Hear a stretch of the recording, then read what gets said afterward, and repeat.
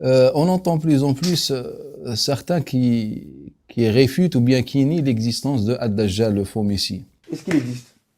S'il existe, il faut que quelqu'un me le dise. Tu l'as pas vu, je l'ai pas vu. Qui a dit qu'il existait? Donc c'est Dieu normalement qui devrait le dire. Dieu l'a pas dit dans le Coran. Et notre objectif aujourd'hui, ce n'est pas de réfuter leurs argumentations et leurs arguments, car il n'y a pas d'argument.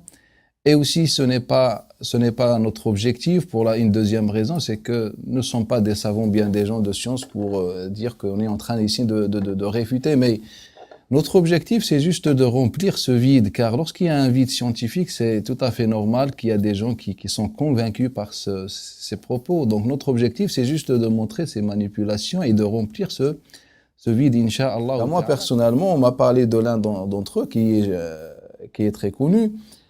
Malgré que je ne le considère pas comme une personne de science, il a un discours positif d'un côté, mais il a des erreurs. C'est normal, comme ce ne sont pas des gens qui sont connus par la science. Donc, cette personne, par exemple, lorsqu'on m'a posé la question sur lui, je suis allé pour voir de qui on parle, j'ai écouté certains de ses discours et je me suis rendu compte que il a un discours relativement positif dans certains côtés, mais il utilise un nombre très important des hadiths qui sont inventés, et parfois des hadiths qui n'existent absolument dans aucun livre du hadith. Ce sont des hadiths qui sortent uniquement de sa tête, et j'ai entendu ça, et même ça m'est arrivé de revisionner l'extrait, le passage, plusieurs fois. Je me suis dit, peut-être je me trompe, mais en vérité, non, je me trompe pas.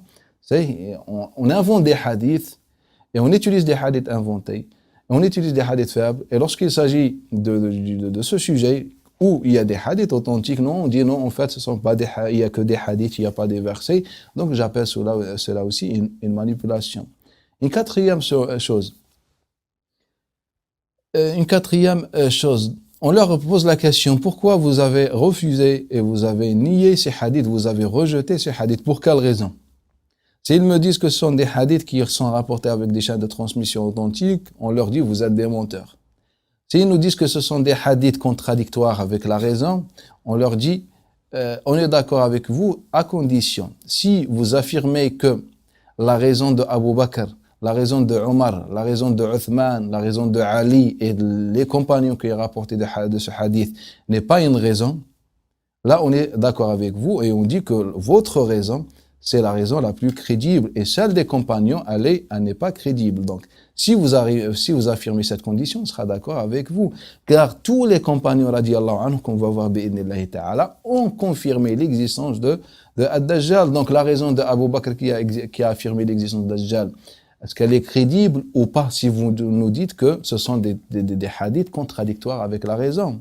La raison de la Ummah et du nombre de savants et du consensus des savants qui affirme l'existence de Dajjal aussi n'est pas crédible. Donc, il y a la seule raison qui est crédible, c'est la raison de certaines personnes de ces personnes ignorantes. Non, ce n'est pas logique.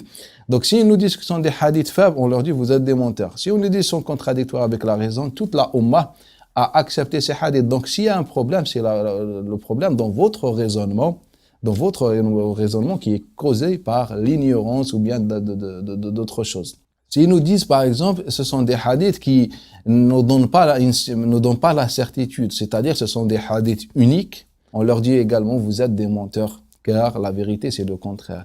S'ils nous disent, peut-être certains transmetteurs se sont trompés, on leur dit la même chose, vous êtes des menteurs, car on peut pas se tromper. On peut se tromper s'il y a une chaîne de transmission, il y a une possibilité d'erreur. S'il y a 2, s'il y a 3, s'il y a 4, mais s'il y a des centaines de chaînes de transmission et tous les compagnons ont participé dans la transmission, et d'après les compagnons, un nombre encore plus important que le nombre des compagnons, et de cette manière dans toutes les générations. Donc il est impossible qu'il y ait des erreurs. La cinquième chose, et c'est la chose la plus véridique ou bien la plus importante, les chaînes de transmission qui rapportent les hadiths de Dajjal sont les mêmes qui rapportent les sourates du Coran al-Karim. Pour être encore plus clair, prenez avec moi sourate al-Baqarah. Et donnez-moi toutes les chaînes de transmission qui ont rapporté Al-Baqarah, tous les compagnons qui ont récité Al-Baqarah et tous les salaf salih qui ont rapporté Al-Baqarah.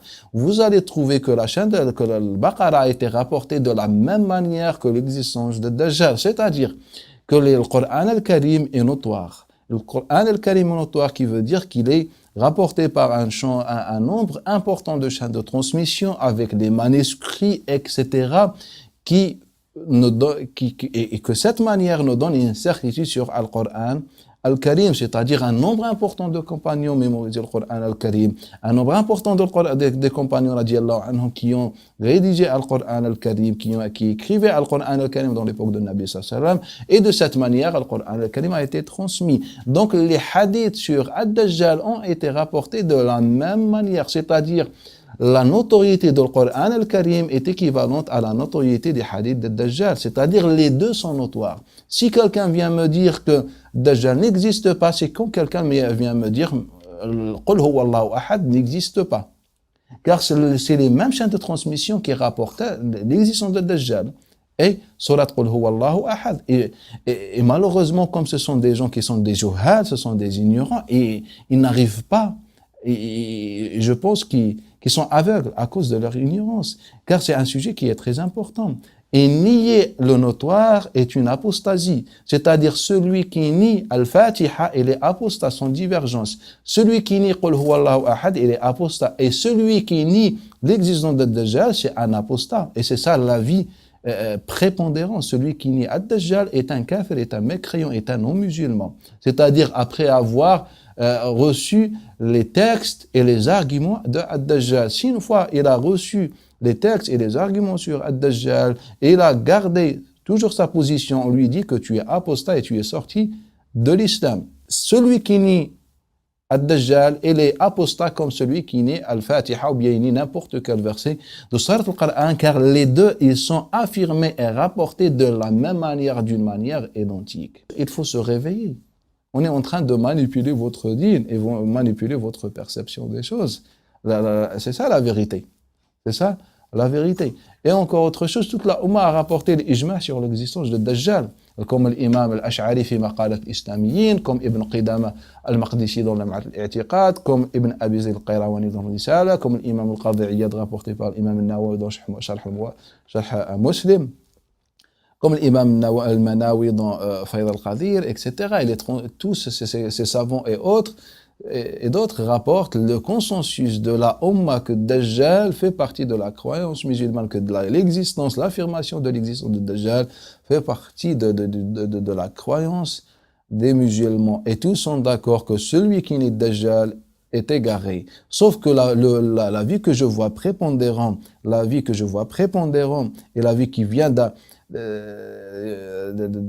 d'une vision encore plus précise, c'est que celui qui nie Ad-Dajjal est un apostat, il n'est pas musulman, même si quelqu'un qui prétend avoir une science, etc., sachant que ce sont des gens, ceux qui adoptent généralement cet avis, et on les connaît, ce sont des gens qui n'ont absolument aucun rapport avec la science. Peut-être une culture islamique générale, comme tout musulman ou n'importe, mais de dire qu'ils ont un rapport avec les sciences islamiques, il est impossible. Il est impossible, et on le dit par connaissance, car ce sont des gens qui sont connus et ne sont pas inconnus. Donc, il faut qu'on se réveille, et il faut que les musulmans soient exigeants. Il ne faut pas laisser la religion dans la main des fantômes.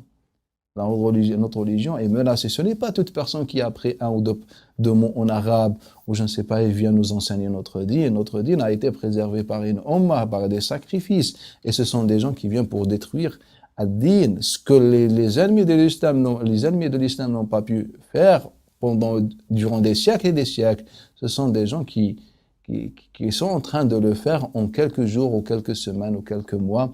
Et malheureusement, ce sont des gens parfois suivis par les musulmans, mais comme je disais au début, ce sont des musulmans qui sont touchés par le vide. Et généralement, quand il y a le vide, on peut le remplir avec n'importe quoi. C'est pour ça ils ont une accessibilité de consommer ce genre d'avis. Donc c'est juste une conclusion sur ces manipulations, malheureusement, qui atteignent l'âme de l'islam. أقول هذا الكلام وأستغفر الله لي ولكم فاستغفروه.